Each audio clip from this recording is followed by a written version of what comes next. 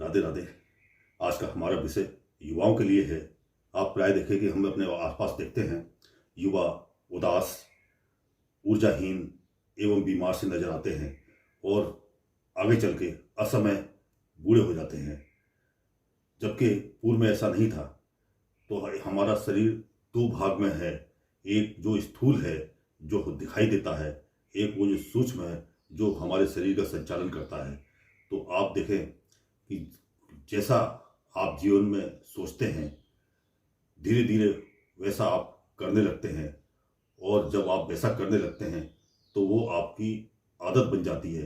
और जब वो आदत बनती है तो धीरे धीरे आपकी समाज के अंदर एक पहचान उसी प्रकार बनती है, और आप अपने जीवन में वही पाते हैं जो आपका कर्म होता है। तो हम अगर योग की भाषा में अगर इसे देखें तो योग में ये ज्ञान योग और कर्म योग और क्रिया योग में आता है। तो आपका जो सूक्ष्म है ये स्वस्थ रहेगा, आपका सूक्ष्म का चिंतन है वो ठीक रहेगा, तो आपकी जो आत्मा है, आपके अंदर जो सूक्ष्म है ये ऊर्जावान होगा। और जब आप ऊर्जावान होंगे तो धीरे धीरे आपके शरीर के जो स्थूल शरीर है इसके अंदर भी आपके अंग स्वस्थ होते जाते हैं। यही योग का एक रहस्य को आप समझें और जीवन में योग अपनाएं। बड़े बड़े जो बीमारियां हैं, ये नहीं कहते कि हम योग से बीमारी ठीक हो जाती है, पर योग उसके अंदर बहुत बड़ा सहायक होता है। जो आप मेडिसिन खा रहे हैं वो शीघ्र लाभ करती है, और जब मेडिसिन के बाद शरीर की व्यवस्था फेल होती है तो शरीर का संचालन योग के जरिए धीरे धीरे वो सही हो जाता है। तो इस तरह से आप योग के अंदर जो आपका जो बाह्य प्रयोग है, आसन, प्राणायाम, इसके द्वारा आप अपने शरीर को पुष्ट करें।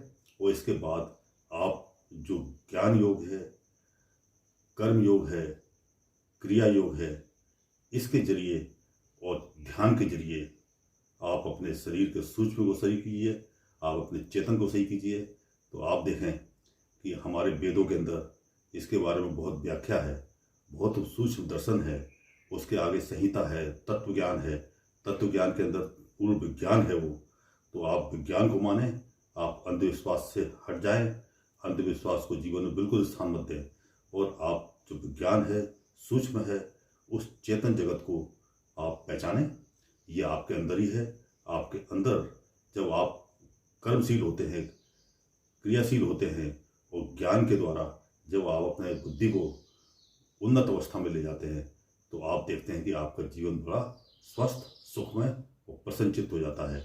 और आपके अंदर जो युवावस्था है ये लंबे समय तक कायम रहती है, वो आपको दीर्घ जीवन प्राप्त होता है। तो इस भारतीय परंपरा को हम छोड़ चुके हैं। तो सभी से आग्रह है कि हम जो चीज़ आज हम योग पूरे विश्व को दे रहे हैं, विश्व उसको करने के लिए तैयार है, लेकिन हम उसको प्राय हर घर में देखें।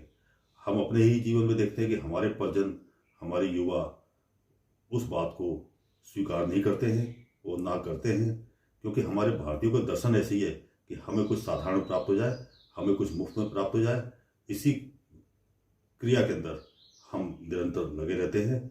और जबकि निरंतर परिश्रम और क्रिया करने से हम जो है अपने लक्ष्य को पाते हैं।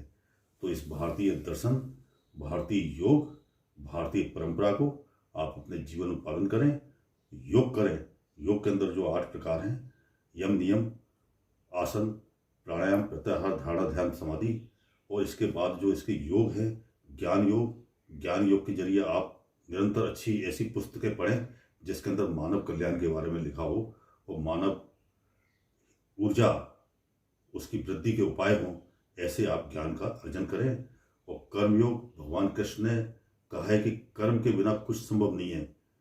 जब हमारे भगवान कहते हैं तो हम अंधविश्वास में क्यों पड़ते हैं? कोई भी इस दुनिया के अंदर आपको चमत्कार नहीं करता है, कोई इस दुनिया के अंदर आपको कुछ दिन मुफ्त में नहीं देता है। आपको कर्म करना पड़ता है, बिना कर्म के इस जग में कुछ नहीं है। इसके बाद क्रिया योग में जब आप कोई क्रिया करेंगे तभी उसका परिणाम सामने आएगा। तो हर इस प्रकार के हमारा बहुत ही गहन साइंस और दर्शन है। हम इसको दोबारा से इसमें प्रयास करें और अपने जीवन को सफल बनाएं। तो हमारा समस्त युवाओं से आग्रह है कि वह अंधविश्वास को छोड़ के विज्ञान अपना के योग और चिंतन के जरिए आप अपने कर्म के जरिए अपने को श्रेष्ठ बनाएं और अपने शरीर को स्वस्थ करें। बड़ी से बड़ी बीमारियां योग करने से, जब हम मेडिसिन लेते हैं तो हमारे शरीर का जो अंदर का वातावरण है वो बिल्कुल ठीक हो जाता है और हम स्वस्थ हो जाते हैं। तो अपनाएं, स्वस्थ रहें। धन्यवाद।